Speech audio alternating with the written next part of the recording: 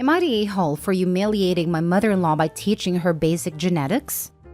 My husband and I have 3 daughters, 7, 5, 3, and another girl on the way. We are not trying to have kids until we have a boy, by the way. We just always wanted to have a big family, so we plan on having 4 babies and stop. I'll call my mother-in-law Janet to make it easier. My husband is Janet's only child, and she is proud of the fact that her family has raised great men. Grandparents, great-grandparents were influential people in my city or even country. And because of that, BS to be honest, they have this tradition to have at least one man to carry on the legacy. My husband totally disagrees with this tradition, and we made a decision together that he would have a vasectomy because we are satisfied with 4 girls. And surprisingly, his mother freaked out when she learned he had a vasectomy and has been pushing to get it reversed. When she saw that her son wouldn't do it, she began to say that I made his mind up and that I was the reason he didn't have a son. We don't cut contact because she helps us a lot with our daughters. She wants to, and she never mistreat them. Besides, they are always excited to go to Grandma's house again. Sunday was the baby shower and it was an event at my house. I had my family, friends, and my husband's family, mother-in-law, his aunts, and some cousins. There were tables scattered around, and my husband's family were at the same table. I went to say hello, talk to them to try to be present with all the tables, and here begins the part about me being an a-hole. The aunts and cousins started to congratulate me for another girl, and I think an aunt said something like, "It's too bad a boy didn't come. It would be perfect for the last child." Janet didn't even let me reply and said with a, "Not all daughter-in-law are capable of carrying out the family legacy." That's sad. I was shocked, and I admit got a little angry. Can I blame the hormones?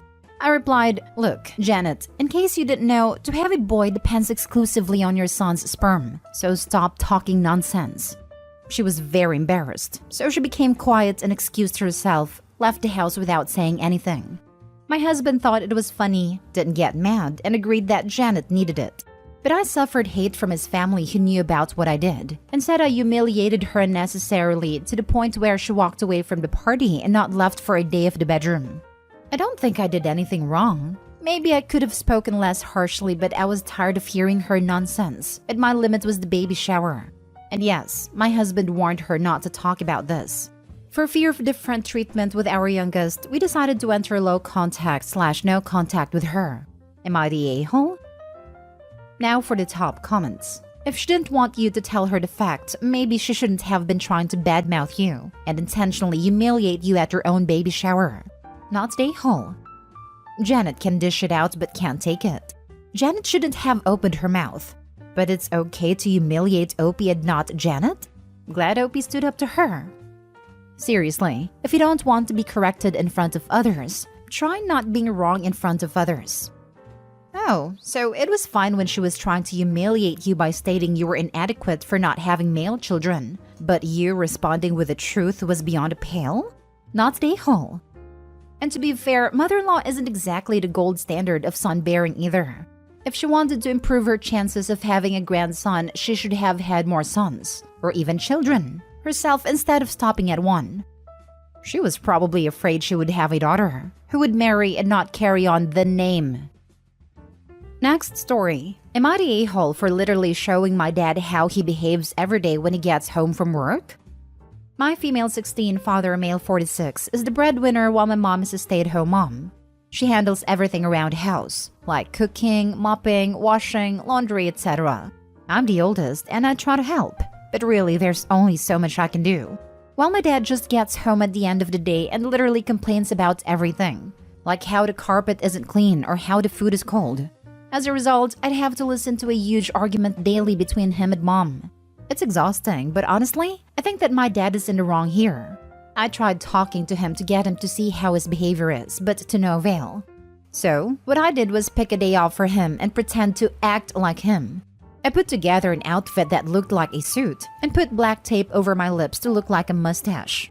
At 6 p.m., I went inside the house, shouted, "I'm home!" Then sat next to him in the living room and started kicking my shoes while complaining about the state of the house at the top of my lungs. He glanced at me confused, asking what I was doing. I ignored him, then started yelling about the carpet being dirty, shower not ready, the kids needing to be quiet, and so on. He kept staring while mom and my siblings laughed. My youngest brother kept pointing towards me and saying, "This is daddy!" and then proceeded to yell about dinner, then berated my mom for not preparing it before time. My dad stopped me and, in a serious tone, asked what I was doing.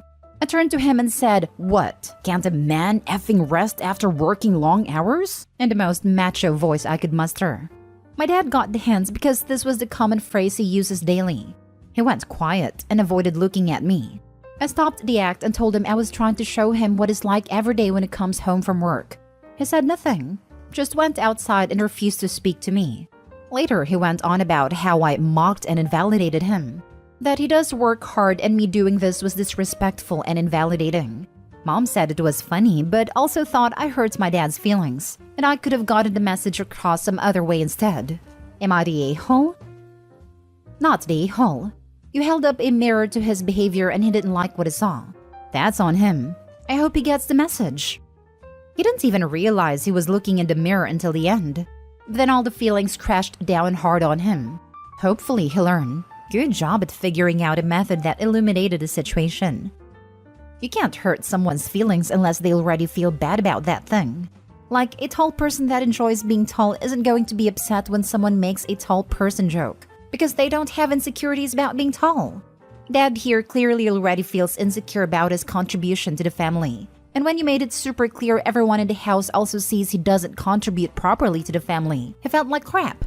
Not the holopy. He needs to see how his behavior is wrong and affects the entire household. Not the whole first off, but I think you have a good chance here. Listen, please. You can acknowledge, "Hey Dad, I know that probably did hurt your feelings and I'm sorry. Of course you work hard and provide for us and we appreciate it. But I want you to see that your behavior hurts Mom's feelings and hurts the family." The fact he went quiet instead of exploding in anger to me says there is hope. Like many dudes his age, he struggles to process those emotions, but he recognized he was feeling more embarrassed/hurt than angry, it seems. The key is to understand and withhold judgment, to recenter the conversation on not just his pain, but everyone's feeling pain and moving forward. That's tough, and you're a kid. It's not your responsibility to do it.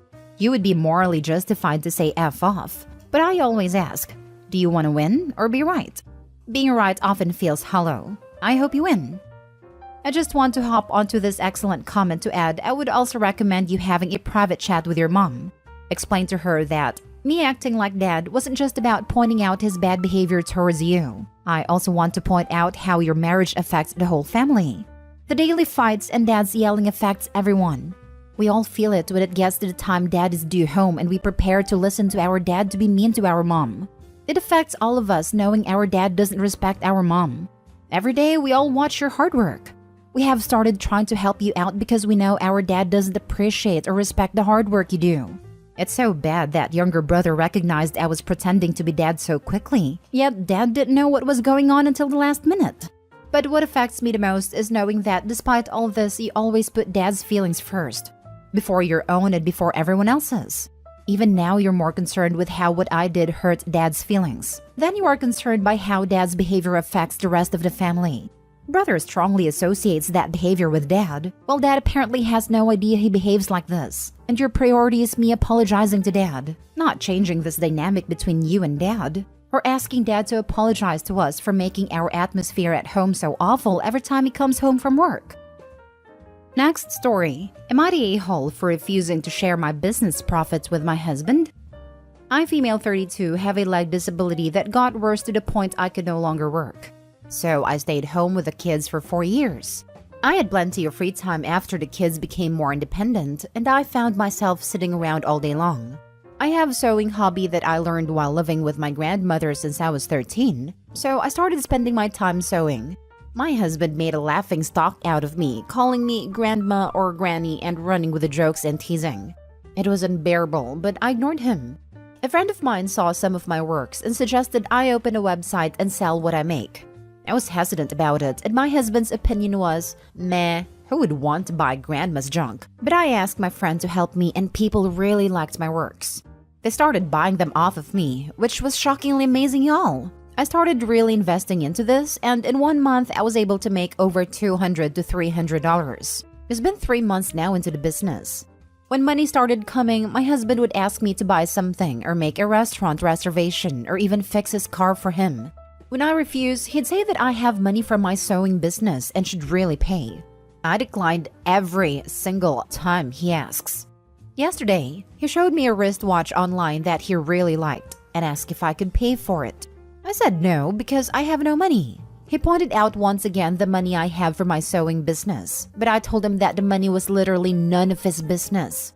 He blew up saying that I was being selfish and mean, and said that the business profit should be split equally between both of us, not just me. I used caps because he yelled those words. I told him he not only mocked me for sewing, he even doubted my potentials. Besides that, I do all the work, so why would he expect profit? He said that he, as my husband, gets half, and I should really consider it or stop the sewing thing altogether. I laughed thinking he was messing around, but he left the house then came back looking pissed. His friend called to scold me, reminding me that my husband already does enough for me to be able to find some time to sew, and so he deserves a percentage, but I still refused. Now his family are pressuring me to share the money, but I'm still refusing. Am I the a-hole? Now for the top comments. Everyone sucks here.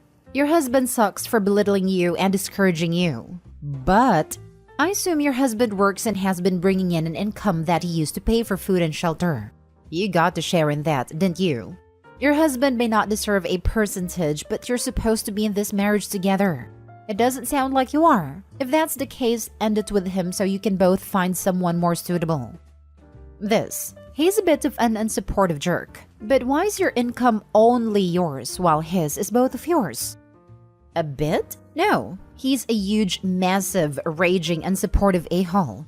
I'm with the wife on this one. Though I do have to say if my partner were as disrespectful as Opie's, then I would have been gone long ago.